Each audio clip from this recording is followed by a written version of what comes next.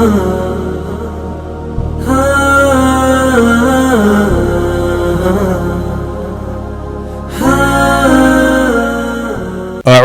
بالله من الشيطان الرجيم. بسم الله الرحمن الرحيم. فوسوس لهما الشيطان ليبدي لهما ما وري عنهما من سوآتهما وقال ما نهاكما ربكما عن هذه الشجرة إلا أن تكونا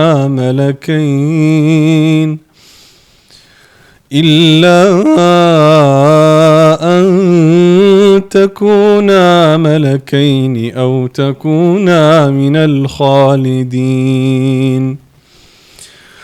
وقاسمهما إني لكما لمن الناصحين فدلاهما بغرور فلما ذاقا الشجرة بدت لهما سوآتهما وطفقا يخصفان عليهما من ورق الجنة وناداهما ربهما ألم أنهكما عن تلكما الشجرة وأقل لكما إن الشيطان لكما عدو مبين. قالا ربنا ظلمنا أنفسنا وإن لم تغفر لنا وترحمنا لنكونن من الخاسرين.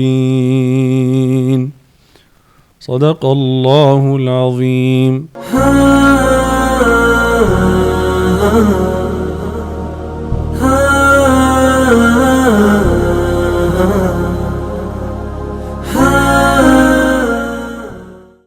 السلام عليكم ورحمة الله وبركاته. دار الكبرى قرآن النايدين تمرت معكلوشنا. دار الكبرى قرآن النايدين تمرت معكل قرآن كقاعدة جمرو اسكحفظ درس يستمر ቆይቷል። دار الكبرى እንግዲህ አሁን ደግሞ በአይነቱ ልዩ የሆኑ የተለያዩ አዳዲስ ፓኬጆችን ይዞ ወደ እናንተ ብቅ ብሏል።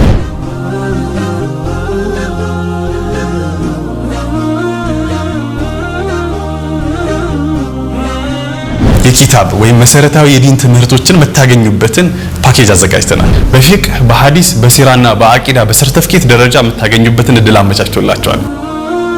ምናልባት ቁርአንን በአካል ወይም በኦንላይን የማንበቢያ ጊዜ ካጡ በ15 ቀን ያለ ኡስታዝ መታነቡበትን የቪዲዮ ኮርሶችን አዘጋጅተንላችኋል። ተርቢያ በጣም ወሳኝ ነገር ነው። ከቤቱ ሆነው በኦንላይን ሊያገኙት የሚችሉ የልጆች አስተዳደግ በቁርአን ምልከታ በሚል ርዕስ ትሬኒንግ አዘጋጅቶላችኋል።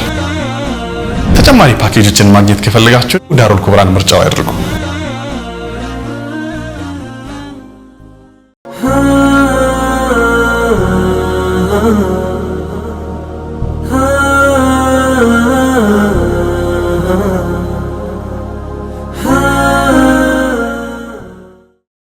بسم الله الحمد لله رب العالمين والصلاة والسلام على سيد المرسلين نبينا وحبيبنا محمد صلى الله عليه وسلم وعلى آله وصحبه أجمعين. السلام عليكم ورحمة الله وبركاته. كبراتنا كبراني من بر تي في مع القرآن بيتسويش نديت ناشتو እንደምን ሰነበታችሁ مع القرآن ፕሮግራማችን ጀምሯል። እንግዲህ ቲላዋና አስቀድመን እንደውል ጊዜው ቀዳሚ የፕሮግራም መክፈቻችን ቁርአን አድርገን ወደ እናንተ ብቅ ብለናል። ከዚህ በፊት በነበረው ሳምንት አንድ ጉዳይ አስተን ነበር። እሱም በጣም ብዙዎቻችን ችላ ያልነው ወይ በአግባቡ ያልተረዳነው ወይም ተረተነው ከሆነ ደግሞ ቁንጽል የሆኑ ሐሳቦችን ብቻ ስለሱ ያወቅነው ቁርአን ደግሞ በጣም በሰፊው ያብራራው ጉዳይ ብለን ስለ ሸይጣን አንስተን ነበር። ሸይጣን የሚለው ቃል ትርጉሙን ሸይጣን የሰውና የጂን እንዳለ ኢብሊስ ምን እንደሆነ ጂን ምን እንደሆነ አይተን ነበር። በህይወታችን ውስጥ በጣም በሰፊው ምናልባት ከማናስተውላቸው ነገር ግን ህይወታችን ተቆጣጥሮ ካሉ ነገሮች መካከል ሸይጣን አንደኛው እንደሆነ በሰፊው ባለፈው ክፍል አብራርተን ነበር። ዛሬ ደግሞ ኢንሻአላህ ተዓላ አንድ የቁርአን ታሪክን ወስደን የሸይጣን ስትራቴጂዎችን በሰፊው የምናይ ይሆናል። የነብዩላህ አደም አለይሂ ሰላም ታሪክ እንዲሁም የእናታችን ሐዋን ገና ከአፈጣጠር ጀምሮ ያለው ታሪክ ነው። እዚህ ታሪክ ላይ እንግዲህ እስልምናና ሌሎች አስተምህሮቶች ያላቸውን መልከታ በጣም የተለያየ ነው። ለምሳሌ መጽሐፍ ቅዱስ ብሉይ ኪዳን ወይም ኦሪትን ብንመለከት እንግዲህ አለ ተብሎ የሚባለው ማለት የሚሞገተው ነው ማለት ነው። እዛ ላይ ስለዚህ ጉዳይ በሰፊው ያብራራል። ነገር ግን ካሉ ሐሳቦች መካከል በጣም አደገኛ የሆኑ ምናልባት አሁን ላይ ዓለም ላይ ሰይጣን አምላክ የሚባሉ አካላት ወይ ደግሞ ሸረኛ የሆኑ አካላት ደግሞ ሸርም ሲፈጽሙ ምንም የማይመስላቸው አካላት መፈጠራቸው ምክንያት ነው ብሎ እዚህ አካባቢ ጥናት ያደረጉ ሰዎችም እንደሚጠቁሙት ሸይጣንን ጥሩ አድርጎ የመሳል ነገር ሸይጣን ለሰው የሚያስብ ለሰው በጣም ማዛኝ የሰው ልጅ ያንን ፍሬ እንዲበላ ያደረገው ያው እንዲያውቅ እንዲገነዘብ ረጅም ጊዜ ህይወትን እንዲኖር ፈልጎ እንደሆነ የሚያሳይ ወይም የዚህ አይነት ዝንባሌ ያለው ታሪክ ነው። ከዚህም ተነስቶ ዓለም ላይ እንደዚህ አይነት ካራክተር ወይም ባህሪ ያላቸው አካላት እንዲፈጠሩ እንደሆነ ያሳያል። ከቁርአን ጋር ያለው ሜን ዲፈረንስም ያ ነው። ቁርአን ጋር ስንመጣ ግን አባታችን አደም አለይሂ ሰላም እንግዲህ ከተፈጠረ በኋላ ስገድ ተብሎ ሸይጣን እንዲሁም አክቹሊ ዛኔ ሸይጣን አልነበረም ኢብሊስ እንዲሁም መላእክቶች ታዘዙ። ከዚያ በኋላ እኔ ከሱ የተሻልኩ ነኝ በሚል ሁላችንም እናውቀው ታሪክ እንቢ አለ፣ አልሰግድም ማለት። ከዚያ ዛተ፣ ከባድ ዛቻን ዛተ። ይሄ ፍጡር በጣም ከኔ የተሻለ አለመሆኑና ደካማነቱን አሳያለሁ ብሎ ለአላህ Subhanahu Wa Ta'ala ዛቻን ዛተ ማለት ነው። ሶ ይህንን ደግሞም ዛቻ ተፈጻሚ ያደረገው እዛው ጀነት ላይ እያሉ ነበርና ነገር ግን ይሄ የተከለከሉት የነበረውን ፍሬ እንዴት እንዲበሉ እንዳደረጋቸው እኛ ህይወት ውስጥም ይሄ ጉዳይ እንዴት በሰፊው እንዳለ የሚያሳይ ታሪክ ነው። በጣም ግን አስተውሎት የሚጠይቅ ጉዳይ ነው። ከነዚህ ነገሮች መካከል የመጀመሪያው እንግዲህ ፈወስወሰ ብሎ ጀመረው ቃል ነው። ወስወሳ የመጀመሪያው የሸይጣን ስትራቴጂ ነው። ወስወሳ ማለት እንግዲህ ማንነታችን ሐሳባችን ወይም ውስጣችን የራሳችን ነው ብለን ነው የምናስበው። ከኛ ውጪ ማንንም ሰው ማንንም አካል አክቹሊ ማንንም ሰው ሳይሆን ማንንም አካል ገብቶ ውስጣችንን ምናምን የምናስበው ምናምን ማለት ወይ እኛ ላይ ተጽዕኖ ያሳድራል ብለን እናስበም በተለምዶ። ነገር ግን ሸይጣን ይህን የማድረግ አቅም ተሰጥቶታል። እኛን መጥፎ የሆኑ ሐሳቦችን አእምሯችን ላይ እንዲመጡ የማድረግ በተለምዶ አሁን ላይ በዘመናዊ ሳይኮሎጂ አሁን ኦሲዲ ይባላል፣ ኤዲኤችዲ ይባላል ምናምን ነገርና እነዚህ ነገሮች እንደውም ቅርብ ጊዜ አንድ ጥናት እያየው ነበር። ዘመናዊ ሳይኮሎጂ በጣም በቃ ካጣቸው ነገሮች መካከል ምናልባት ውስጡ ላይ ይህንን ጽንሰ ሐሳብና የዚህ ጉዳይ ደግሞ ስትራቴጂ የተባሉ ነገሮችን ውስጡ ላይ ቢያካትት አሁን ላይ በቃ ያለበት ክራይሲስ ያለበት መፍትሄ እጦትና ዝም ብሎ ዝባዝንኬ ነገር ከመቀባጠር ይወጣ ነበር የሚል ሪሰርች አይቻለሁ ቅርብ ጊዜ ማለት ነው። እና ሸይጣን አሁን ኦሲዲ የሚባለው ነገር በተለምዶ በቃ ሰው ከራሱ ጋር ያወራ የመሰለው ከጂን ወይም ከሸይጣን ጋር ሲያወራ ማለት ነው። በጣም መጥፎ የሆኑ ሐሳቦች አእምሯችን ላይ ሲመጡብን ወይ ደግሞ በጣም መጥፎ ሐሳቦችን ስናደርግ አእምሯችን ላይ ሲመጡብን ወይም መጥፎ ሐሳቦች እኛ ላይ ሲደረጉ ሲሳልብን እንደዛ ሊሆን ይችላል። አድርግ ወይም ደግሞ ሲደረግብህ የማየት ስሜት ማለት ነው። የመቃዠት አይነት ነገር ማለት ነው። እና ይህ ጫና ደግሞ የሚለው በጣም በእልፍ ምጥት እያለ በተለያየ ጊዜ ነው ሐሳቡ አእምሯችን ላይ የሚጭርብን። አሁን በተለምዶ ሰው ከራስህ ጋር አውራ ምናምን ይባላል። ከራሱ ጋር ያወራ ምናምን ሊመስል ይችላል። በጣም ብዙ ጊዜ ግን ከራሱ ጋር አይደለም የሚያወራው። በነገራችን ላይ ወደፊትም ይሄን ስትራቴጂ በሰፊው ነው ያለ። ለምሳሌ ትዳር ላይ ሽኩቻዎች ይፈጠራሉ፣ ጥሎች ይፈጠራሉ፣ ወይ አለመግባባቶች ይፈጠራሉና ሚስት የሆነ ቃልን ወርውራ ሊሆን ይችላል፣ ባል የሆነ ቃልን ወርውሮ ሊሆን ይችላል፣ የሆነ ነገር ብሎ ሊሆን ይችላል።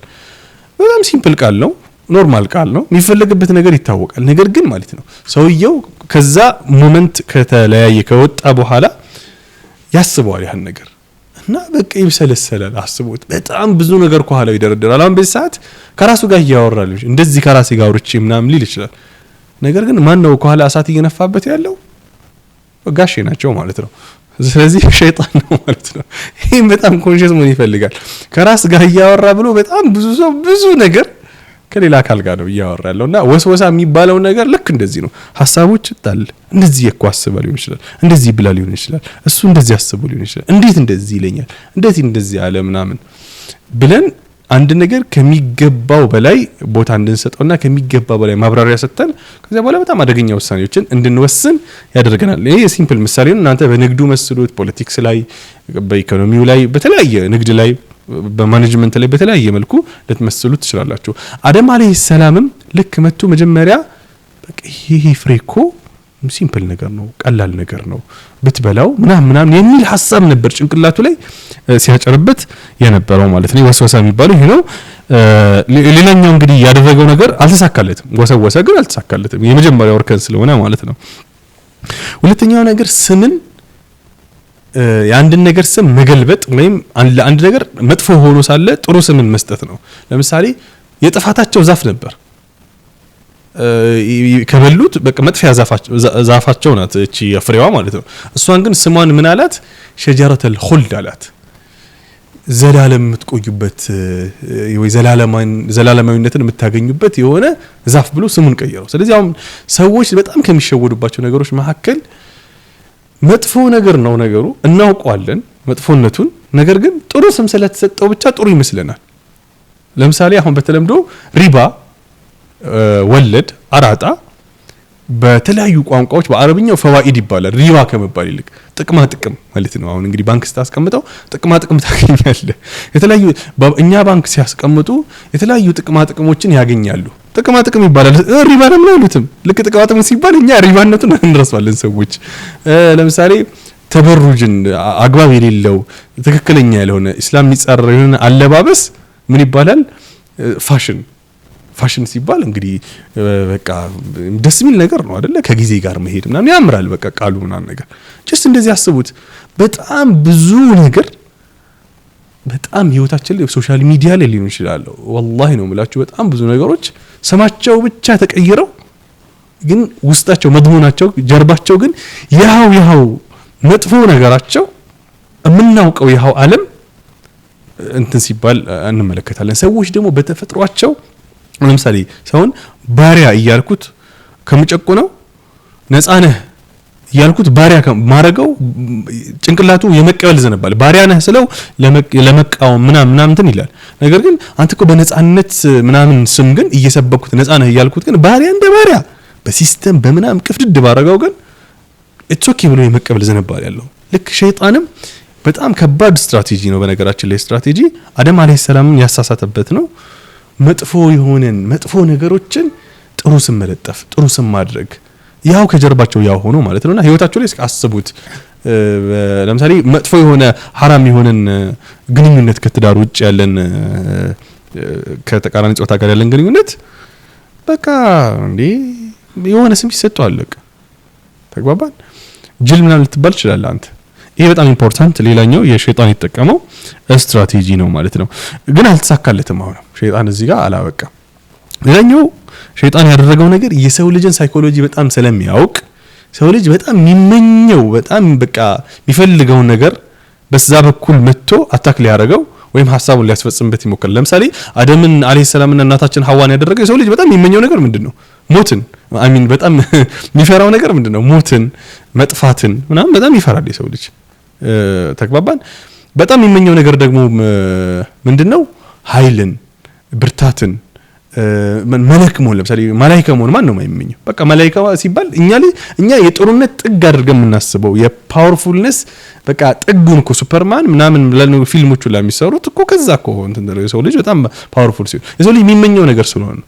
ስለዚህ በጣም በሚፈራው ነገር እንዲሁም በጣም በሚመኘው ነገር ሰውን ልጅ ማታለል ነው። ልክ አደም አለይሂ ሰላም እንዲሁም እናታችን ሐዋን ያሳሳታቸው በዚያ መልኩ። ስለዚህ እኛ ማለት እኔ ለምሳሌ የምመኘውና ፊት ለፊት ያለው የካሜራ ባለሙያ የሚመኘው አጠገብ ያለው የሚመኘው ነገር በጣም የተለያየ ነው። በነገራችን ላይ ማለት የሰው ልጅ ሁሉም ሰው ይሄን ጀነራሊ ዓለመሞትን ዘላለማዊ መሆንን ይመኝ፣ ስልጣንን ይመኝ ወይም ጉልበትን ኃይልን ይመኝ እንጂ ደግሞ በተለምዶ ደግሞ በህይወታችን በጣም ብዙ ነገር ነው የምንመኘው። አንዱ መኪና ይመኛል፣ አንዱ ቤት ይመኛል፣ አንዱ ጥሩ ትዳርን ይመኛል፣ አንዱ ነገሩ እንዲያምርለት፣ አንዱ ዝነኛ ብቻ በተለያየ መልኩ በጣም ዝቅ ማርገ ነው ከፍ ማርገ ነው በዚህ መንገድ መጥቶ ነው እኛን የሚያባብለን።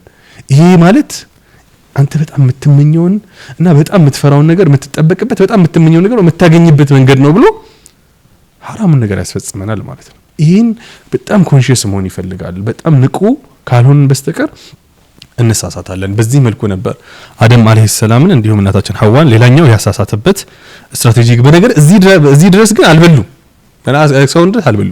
ከዛ ምን አደረገ መሰላችሁ?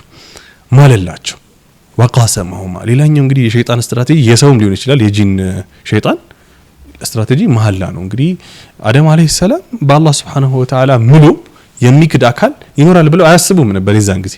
አንደኛው ዑለሞች የሚሰጡት ማብራሪያ ይሄ ነው። እና አጠቃላይ ግን የሰው ልጅ በጣም በሚያከብረው ነገር ሲማልለት የማመን ዝንባሌ ያለው። ስለዚህ የሚምሉ አካላት ሲማልልን ምናምን ነገር ኮንሺየስ መሆን ይፈልጋል። ለዛ ነብዩ መሐመድ ሰለላሁ ዐለይሂ ወሰለም የንግድ ቦታዎች በጣም የተጠሉ ቦታዎች ናቸው ያሉት። ለምንድነው?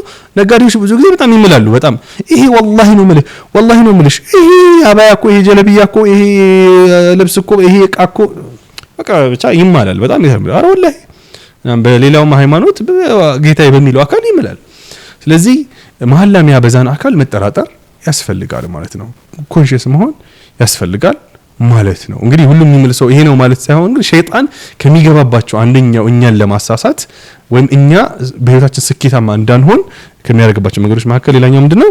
መሐላ መሆኑን መረዳት ይፈልጋል ማለት ነው። በመጣም በመናከብረው አካል ቫልዩ ቅዱስ በመንለው አካል በመንቀደሰው አካል በኩል መጥቶ እኛን ምንድነው ሊያጭበረብረን ህይወታችን ሊያበላሽ ነው። ሌላኛው ደግሞ በጣም የተጠቀመው ስትራቴጂ ምንድነው?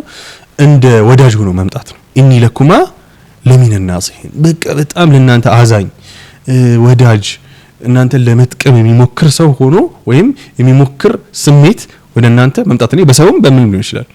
ለምሳሌ በመርካቶኛ እናወራቸው። በመርካቶኛ እንግዲህ ነጋዴዎች የምታዩ ከሆነ መጥቶ ጊዜው ምንድነው? ቆይ አንተ እቺን አጋጣሚ ካልተጠቀምክኩ በዚች አጋጣሚ እንዲያርገ ይሄን ብር ሙጭልፍ አርገ ካልወሰድክኩ እንዴት ያልፍልሃል?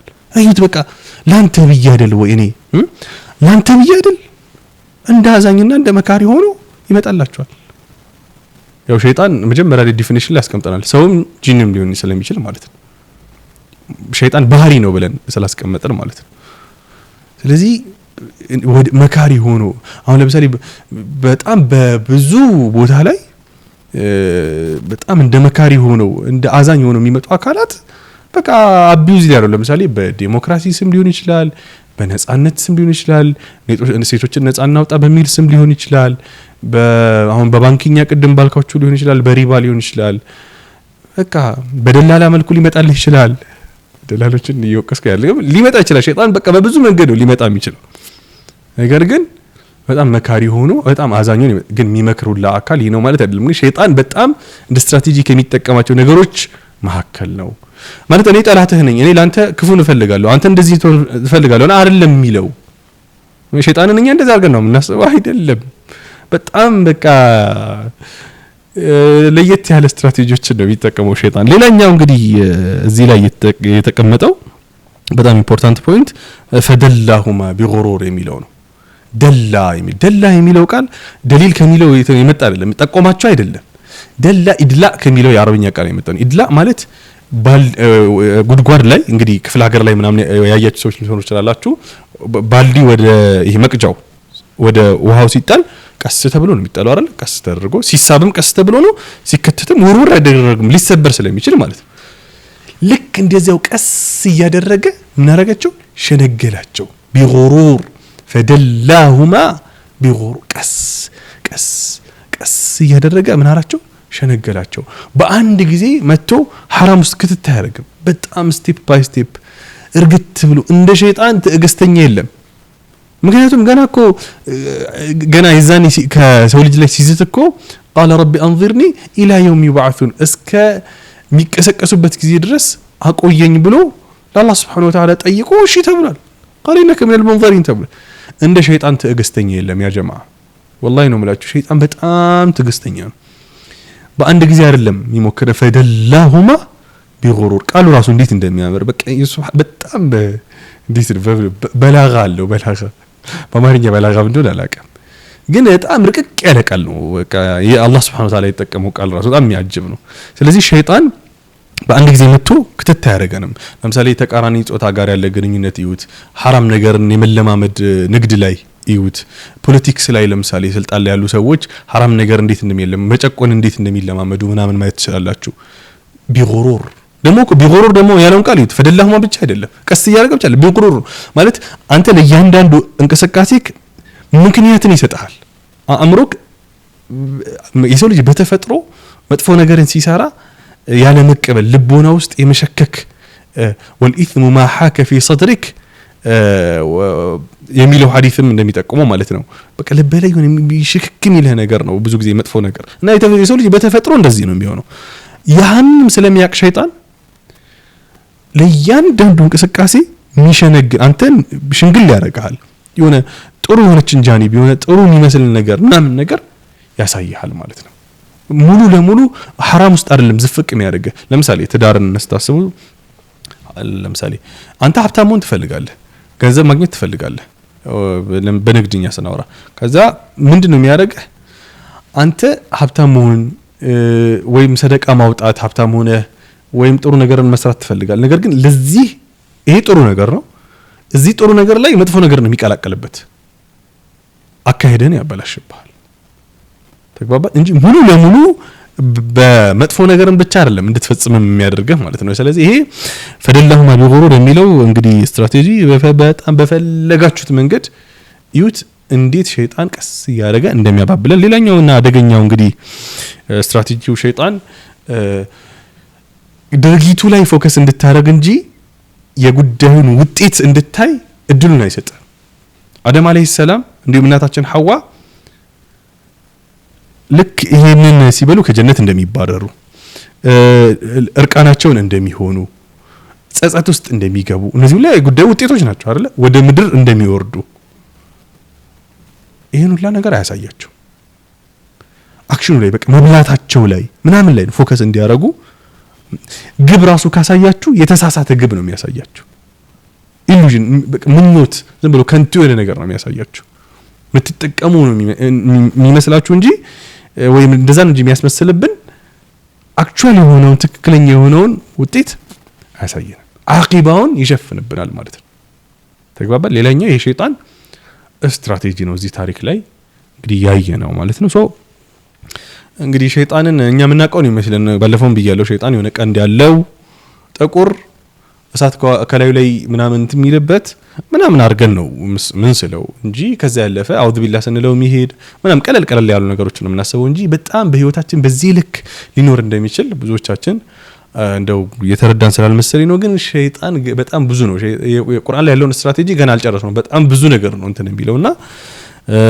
ኢንሻአላህ በቀጣይ ደግሞ ሌሎችን ሐሳቦች የምንቀኝ ይሆናል ለዛሬ በዚህና በቃለን እስኪ አጠገባችሁ ከፋሚሊ ጋር ሆናችሁ የምታዩ ከሆነ ሐሳብ ተለዋውጡበት እንደው ጉዳዩን በዚህ ልክ አይታችሁትስ ነበር ወይ ይሄን ደግሞ ሐሳባችሁን በ9282 የሚኪውን በማስቀደም ሐሳባችሁን አድርሱን والسلام عليكم ورحمة الله وبركاته السلام عليكم ورحمة الله وبركاته دار الكبرى قرآن النايدين تمرت معاكلوشنا دار الكبرى قرآن النايدين تمرت معاكل قرآن كقاعدة جمرو اسك حفظ درس ያስተማረ ቆይቷል دار الكبرى እንግዲህ አሁን ደግሞ በአይነቱ ልዩ ሆኖ የተለያዩ አዳዲስ ፓኬጆችን ይዘው ወደ እናንተ ብቅ ብሏል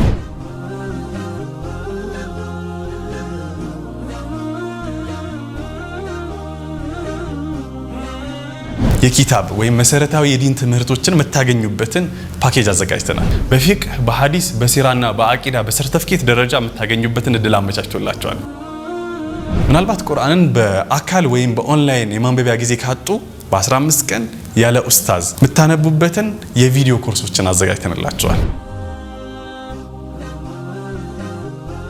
ተርቢያ በጣም ወሳኝ ነገር ነው ከቤቱ ሆነው በኦንላይን ሊያገኙት የሚችሉ የልጆች አስተዳደግ በቁርአን ምልከታ በሚል ርዕስ ትሬኒንግ አዘጋጅቶላችኋል ተጨማሪ ፓኬጆችን ማግኘት ከፈለጋችሁ ዳሩል ኩብራን ምርጫው ያድርጉ